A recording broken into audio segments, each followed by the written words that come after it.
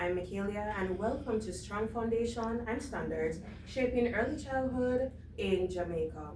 I'm Michaelia once again, and today I have with me some experts that will be sharing with us, and they will go ahead to introduce themselves. Good day, my name is Shanifa Reed, and today I will be telling you about Education Act and Early Childhood Act. Hello, I'm Jamola Chambers, and I'll be presenting on the Child Care and Protection Act and the Caribbean Plan of Action for Early Childhood Development. Good day, I'm Jodel Hart and I will be presenting on the 12 Standards for Early Childhood Institution and the United Nations Convention on the Rights of Child. Awesome. And we will begin. Now, we will be having a brief presentation about the Early Childhood Act by Ms. Jennifer Reed as well. And that would be the Education Act, sorry. So, the Education Act. The Jamaica government, acting via the Ministry of Education, has recognized, funded, and set standards for basic schools starting from 1942.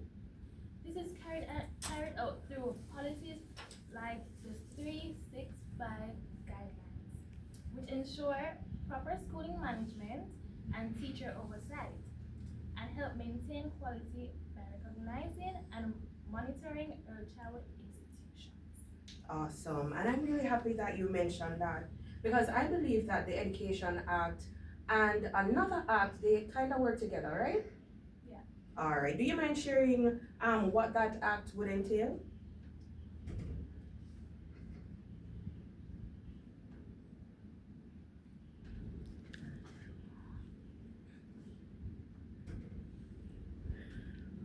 Repeat the question? So I was reading the other day and I realized that the Education Act and another act, they sort of work together um, to in terms of guidance and regulation. Could you share with us in regards to the other act? Oh, the Early Childhood Act. Right. The Early Childhood Act.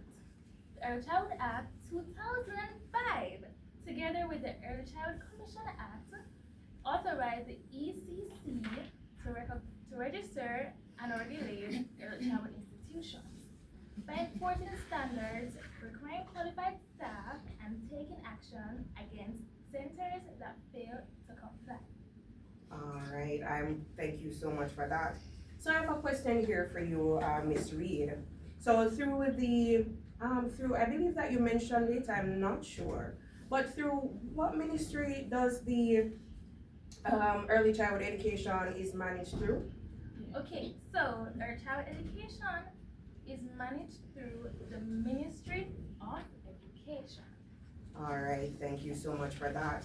And with that being said, another act was mentioned by you in terms of the Early Childhood Act, and they do work together. That's the Early Childhood Commission Act.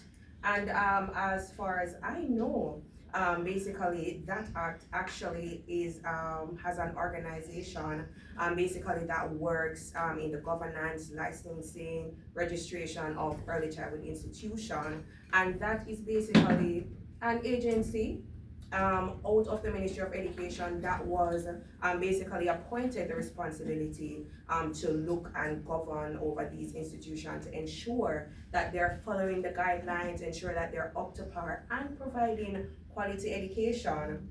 So I must thank you for that as well. Another thing too is that, you know, when it comes on to the ECC, for shortening, that's for the Early Childhood Commission, basically its main purpose, as I mentioned earlier, is to enhance the quality of early childhood education. So I do thank you for that. Now, basically, you know that we do have other acts, other agencies that ensure the quality of our early childhood and or younger ones. So, Mr. Chambers, I know that you're an expert on this one, the Child Care and Protection Act. So, the Child Care and Protection Act of 2004 is a Jamaican law designed to safeguard children under 18 from neglect, abuse, and harm. It requires mandatory reporting of suspected abuse by professionals like teachers and caregivers to the Child Protection and Family Service Agencies, the CPFSA. The Act also holds parents and guardians legally accountable for their children's care and education. In early childhood setting, it mandates child protection policies and staff training to ensure a safe learning environment. Thank you so much for that. So I have a little scenario for you, Mr. Chambers. Okay. You know, I am a teacher, so in my class I have little Benjamin. So I realized little Benjamin has been coming to school late, he's untidy, and I noticed that he had a few bruises on his hand. But I wasn't really sure how to go about this because you know, little Benjamin being the community that he's from, I was a little scared and wasn't sure how to approach this. What would be your suggestion as to how to handle this matter? I'd suggest, since you are little Benjamin's teacher, legally you are required to contact the Child Protection and Family Service Agency, the CPFSA, and go about it from there.